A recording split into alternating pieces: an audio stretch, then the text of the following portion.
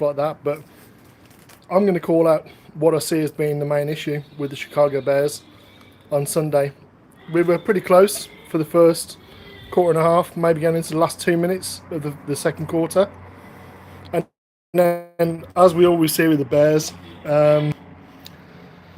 we let momentum swing massively against us by allowing a ridiculously simple drive. I mean, the throwback to Aaron Jones' 51-yarder was something I've been calling for the Bears to run with Justin Fields for 2 years. We haven't done it yet. Instead, we're going for bubble screens to wide receivers. We're attempting to throw, curl, flat constantly, everything out into the flat. I mean, the 2 times in the first quarter, I remember, we threw the ball out wide to DJ Moore, and then we threw what you call sort of a skinny slant, so a slightly deeper slant, which is going downfield. And good morning, Sam Rush. Good morning to you. Yeah, we called that to DJ Moore. He caught it. He went for 30 yards, something like that. Ridiculous. And then the rest of the game, what are we doing? We're throwing screens. We're throwing bubbles. We're not protecting. If I see another naked boot run, with no backside help at all, letting the defensive end go completely free, when they all know they're going to run to a spot. The defensive end on the backside of a boot action is going to run to a spot, and that's where Justin Fields is going to be bailing to. No protection to that side. You're putting Justin Fields on a hiding to nothing. What we should have seen, because we know that the Packers don't respect our offensive game plan, they don't respect Justin Fields as a passer, is to do exactly that. And that's say, okay, you're going to play shell zone. You're going to play zone or zone match concepts. Okay, so what we're going to do is we're going to put defenders in a bind. What we're going to do is we're going to put one defender or 2 defenders on one side into a conflict. And when you start doing that, you're giving Justin Fields the option. And you're giving Justin Fields the option of, one, you're making half this field at least stressed for the defense. We didn't do that. You're giving Justin Fields the option then to sort of have room to move on that side. I keep hearing all the excuses and all the issues about it being for players, about it being players being the issue. Now, fuck that. I'm part of my language, but I'm getting pissed off with this shit, this dogma, because at the end of the day, you put the players on the field. You put the players on the field, Get. So you choose who plays right guard, who's played, 3 snaps in the preseason, maybe? In fact, I don't even think he played 3 snaps. He's played maybe a quarter's worth of offense since he's been here, for whatever reason it is. I'm not calling out Nate Davis. Nate Davis isn't fit to go. If he isn't ready to go, play Jatari Carter. He played there in the preseason. Why not play him there? Darnell Wright looked good. Roshan Johnson looked good. Everyone else, not great. I mean, defensive tackles actually got some pretty decent penetration.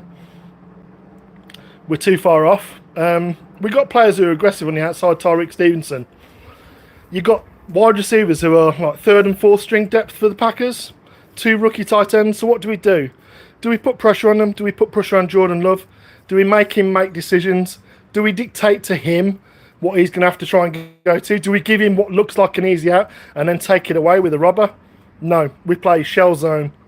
We don't get pressure, because at the end of the day, they can sit back with their offensive line. We're not going to get pressure with it, and the problem is that you give someone long enough, and he's mobile, Jordan Love. He can actually run. That's what he did at Utah State, after all. A lot of the time, he's not a particularly accurate passer. But having someone 30 yards open on a throwback, having someone 30 yards open downfield, because your zone, which is linebackers and safeties who haven't played together all off-season. The linebackers and safeties have not played together all season.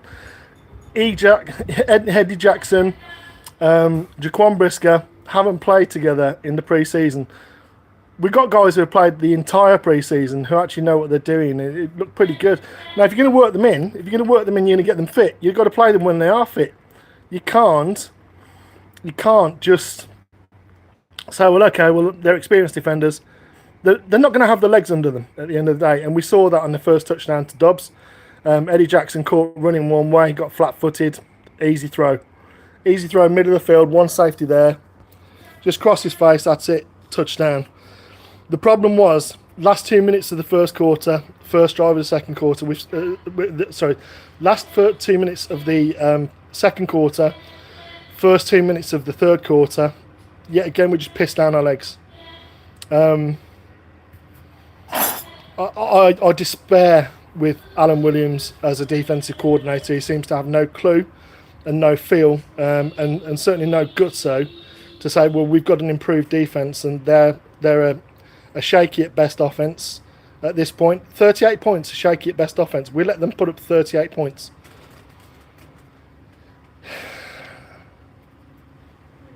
If I'm an English bloke who's never played collegiate football and I've never played in the NFL and I haven't coached at those levels, but I have in the UK, etc., played at a decent level and coached at a decent level, I shouldn't be able to see stuff coming a week before it happens, and yet I did. I called out that Getsy and Williams are going to be an issue. I called out that the inconsistency in the offensive line of pre-season was going to be an issue. I called out that the safeties in particular, who haven't played all pre-season, were going to be an issue. And what do we see? Those things being an issue. And to not have a plan for it, to not even put pressure on them, not even put pressure on the Packers. When I say put pressure, I don't mean send blitzers. I mean make them make decisions that are tough decisions. Give them a look that you know you're going to take away. Put pressure on the guys that are the rookies, tight ends coming off the line of scrimmage. Put pressure on the third and fourth string receivers up front. Don't let them get a free release on the line. Hit the tight ends within 5 yards of the line of scrimmage. Send a linebacker to just smack him, knock him on his ass. This is the sort of thing you've got to get in people's heads. We didn't. We're in our own head. We're in our own head. And the Bears, as a coaching team, just not good enough. And if I look like I'm pissed off, it's because I am. And I think all of you, I mean, Evie, Bear Down Davis, Sam Rush in the chat, thank you for joining in live. Skokes again, as usual, Skokes is a good supporter, and thank you for all of that. If you're happy with what you saw from the Bears this weekend, and I'm not talking about the actual individual players, you've got to start asking questions of where it is. I mean, last year we talked about Alan Williams, he didn't have the players to run, and etc. Oh well, it's the pre-season, we haven't had enough time together. Here's another excuse. Here's another excuse for the coaches. Where's the excuse for Javon Dexter that I've heard? Where's the excuse for Zach Pickens that I've heard? Where's the excuse for the other defensive ends that we've paid for this year? Where have I heard those excuses? Where have I heard the excuse for DJ Moore or Justin Fields? Certainly Justin Fields. I've heard nothing but anger and vitriol towards Justin Fields. He can't pass downfield. He can't reach coverages. That's absolute bollocks. And if you want proof of that, I've done a whole 2.5 hour live episode with Nostradamus of Three Kings of the Midway, and Zan Madden, who again I think you should go and look at as well, because he knows a lot about football. Pay attention to him on Twitter, particularly when he talks about Bears football, because he knows a lot. Thanks to those guys for coming on to me. I charted every single pass play of the first half of last season for Justin Fields. Every called pass play didn't turn into a pass play. The guy can only work with what he has as an option to work with. To not have floods, crosses, levels concepts as a staple part of your passing offense, off play action or not off play action, to not have that as part of your offense is ridiculous. To not, let's say for example, run 3 wide receivers left and a tight end to the right, half back to the left of Justin Fields. Play action, so you're making the defensive end, a decision so it looks like RPO. You do a motion late with one jet wide receiver coming across the formation.